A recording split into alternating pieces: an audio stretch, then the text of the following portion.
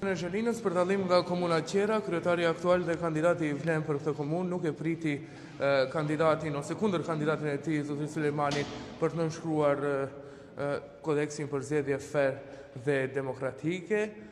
Në bazë të asaj që ne kuptuam nga Komisioni Komunal Zgjedhor, nga kabineti i kryetarit Blerim Sedion, kishin deklaruar se ai është në një udhtim zyrtar dhe për këtë shkak nuk mund të merr pjesë, ndërkaq Sulejmani nuk e komentoi gjithësisht mos pjesëmarrjen e zotrit Sediut. Ndiqni deklaratën e kandidatit të AKI-s për Zhelinë, Emir Sulejmani. Fillimisht një falënderim për Komisionin Komunal, i cili e bën punën jashtëzakonisht suksesshëm dhe mirë. Unë sot, pasi që pranova ftesën nga Komisioni Komunal, ju përgjigja dhe erdha që të nënshkruaj kodeksin për zgjedhje fer dhe demokratike. Mos prezencën e kryetarit aktual në shtëpinë tonë të përbashkët, unë nuk do e komentoj, pasi që është e drejtë e ty, do merr apo s'do merr pjesë. Këtë pjesë do ja lëm të gjykojnë qytetarët, sepse ai sot nuk është këtu.